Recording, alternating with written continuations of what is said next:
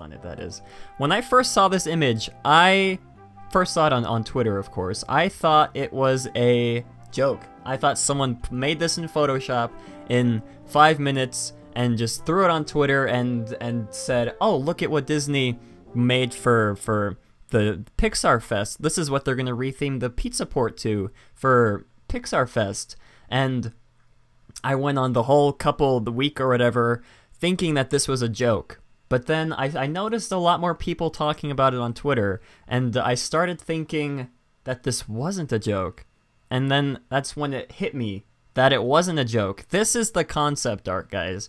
Now, as you can see in the concept art, let's see, let me get out the little pointer here. As you can see in the concept art, you have one alien on the left, one on the right, but already I'm disappointed because there's only one alien. There isn't even an alien on the right. I don't know if they're going to add that in later.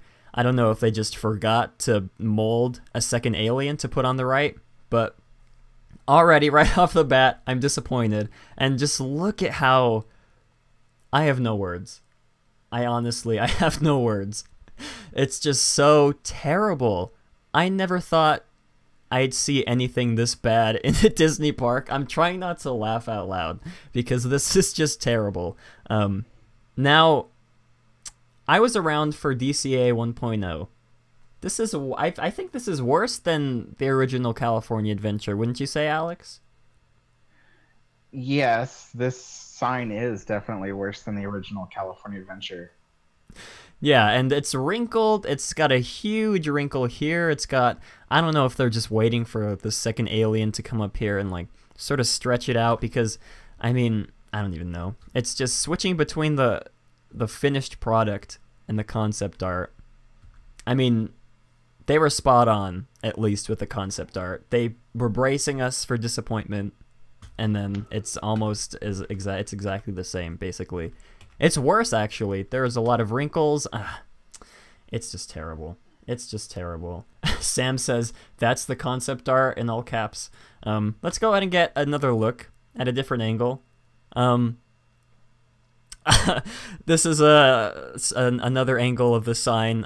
I just want you guys to accept the fact that this is in Disneyland, the original Disneyland. This is. I'm trying to put what I want to say into words, but this is just a disaster. Honestly, that's all I have to say.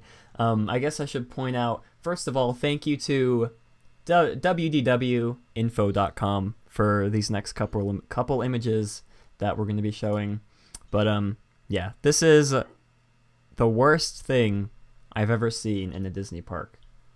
Guaranteed. I mean, you know, the thing that is so terrible, I mean, especially, is the fact that this is Walt's park that they did this in. This is his dream place that they quickly just put this tarp over an original sign, and it's just it's terrible. It's like they just graffitied over Walt's park. Yes, by doing that. That's a great analogy. It's like they graffitied over Walt's park. I don't know. For some reason, I can't stop staring at it. I'm trying to convince myself that it's not real, that this is just a bad dream. Burnt Toast says, it looks like it belongs in a mall that's about to close. That is a great... oh, excuse me. That is a great observation. It's funny how they call it a better place, even though this is much worse than the original. Let's see. We do have some images of the interior of the brand new Alien Pizza Planet.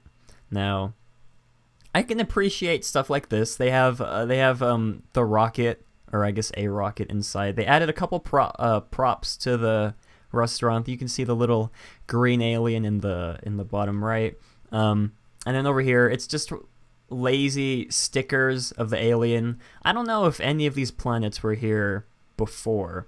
That's one thing I'm not sure about. But overall, this sums up Pixar Fest, honestly. This sign sums up Pixar Fest when it comes to Pixar Pier, the Play Parade, the Pixar Play Parade coming to Disneyland. This just sums up the whole Pixar Fest, in my opinion. But let's see. Hey there, Mountaineers. I hope you enjoyed this short excerpt from the recent podcast, and if you guys did, be sure to check in the description for the link to the full podcast so you guys can listen to it while you guys are doing laundry or taking a long drive or whatever. It doesn't matter when you listen to it, but make sure you guys go support me on Patreon and go check out Alex the Historian's channel too, because he makes some really great content, and be sure to support him too, because without him there would be no Matterhorn Mondays. And tune in next week for a brand new episode of Historyland, and on that note, have a great big beautiful tomorrow.